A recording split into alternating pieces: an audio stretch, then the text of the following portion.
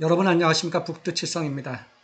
어제 올렸어야 되는데 바빠가지고 오늘 퀵하게 한번 살펴보겠습니다. 정부가 이제 어제 이런 주택 공급 확대 및 건설 경기 보완 방안을 이제 발표를 했습니다. 내용이 많아서 이거 하나하나 다 이제 보는 것은 다른 부동산 유튜버들이 이제 많이 언급을 했기 때문에 저는 이제 퀵하게 넘어가겠습니다. 크게 이제 도심 공급 확대와 다양한 유형의 주택 공급 확대, 신도시 등 공공주택 공급을 하고 건설 경기를 이제 회복시키겠다. 그러한 취지인데요. 재건축에 대한 내용이 좀 많이 언급이 됐습니다. 안전진단을 받지 않더라도 재건축을 착수할 수 있도록 하고 조합 설립도 좀 조기에 설립을 해서 사업이 좀 빨리 진행될 수 있도록 해주겠다. 그런 내용이고, 재건축 같은 경우에도 뭐 이제 사업의 요건, 노후도라든가 구역의 경계 그런 측면에서 좀 완화시켜 준다라는 내용이 있고요.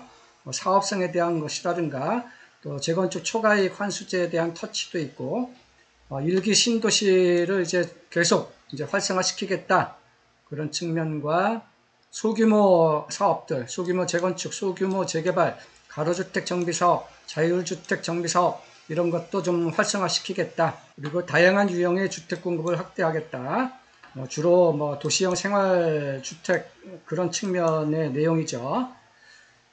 그리고 이제 2년간, 향후 2년간 준공되는 아파트를 제외한 다세대 주택 같은 빌라 같은 60제곱미터 이하인 것들은 뭐 취득세를 50% 감면을 해준다든가 그렇게 이제 혜택을 주겠다.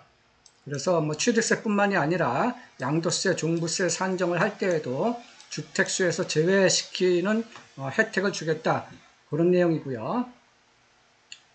그리고 뭐 전세 사기에 대한 이제 예방책, 또 신도시에 공공주택 공급을 하겠다. 공공택지 공급을 하고, 그리고 PF 이슈되는 것 해소시킬 수 있도록 노력을 하겠다. 그리고 이런 사업장별 갈등을 이제 많이 해소시킬 수 있도록 하겠다. 리스크를 완화시켜 주겠다. 건설 투자 활성화시켜 주겠다. 뭐 이런 내용들이 좀 언급이 됐습니다.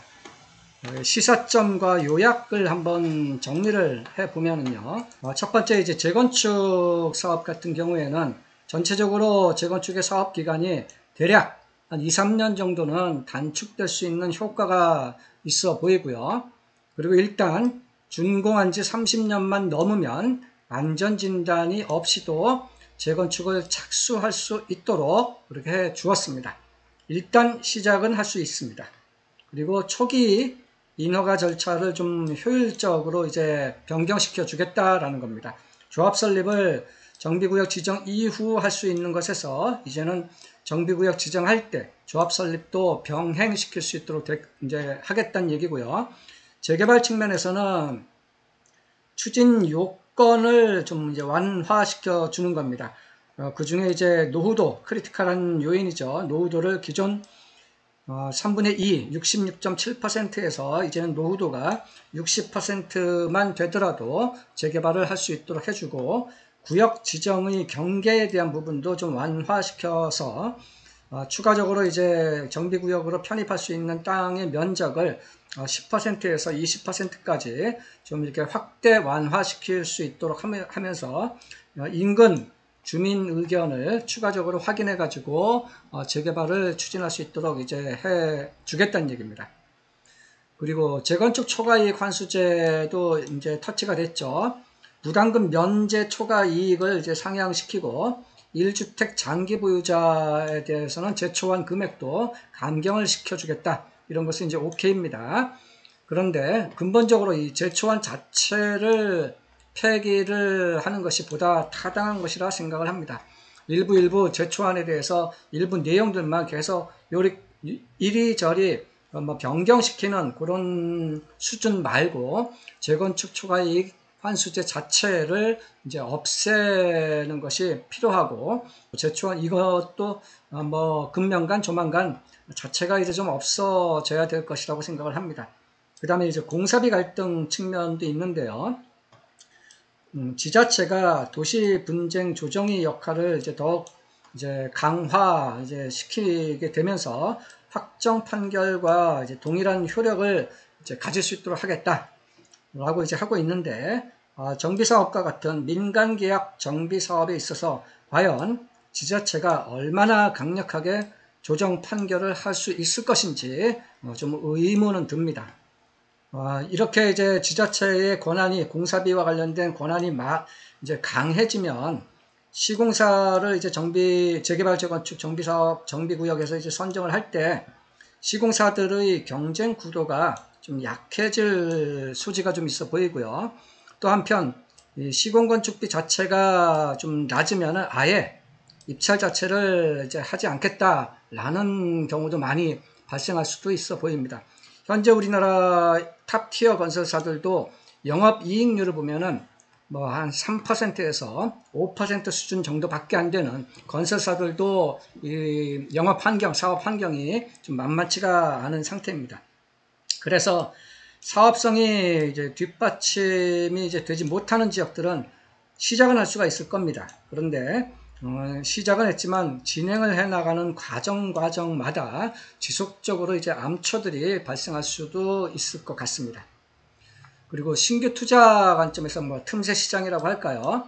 이제 향후 2년간 새롭게 신축이 되는 주택들 60제곱미터 이하이고 아파트가 아니고 수도권은 6억 이하, 그러니까 소형 뭐 다세대 주택 빌라 같은 경우가 이제 떠오르는데요. 이러한 것들은 이제 취득세, 양도세, 종부세 산정을 할 때 주택수에서 제외를 이제 시켜준다라고 해서 향후 이제 한 2년 정도 사이 신축 빌라에 대한 투자 수요가 좀 많아질 수 있을 것 같습니다. 어제 발표된 이제 정부의 핵심 꼭지가 이 네 가지인데요. 전체적으로 이제 검토를 해보면은 전부 다 이제 부동산 규제 완화 방향입니다. 전부 다. 다만 이제 여소야대 한계로 법 개정이 필요한 규제 정책들까지는 완화시키는데 이제 한계가 좀 있어 보이는 걸 이제 느끼고요.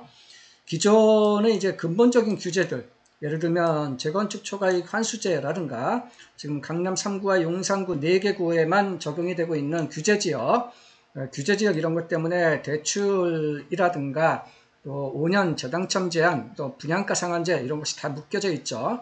그리고 토지거래 허가제라든가 분양가 상한제 등 이러한 근본적인 규제들에 대한 완화는 거의 터치되지 못하고 정비사업, 재개발, 재건축의 절차적인 효율성 차원의 규제 완화 정책이라서 약간 아쉬운 감은 좀 있습니다.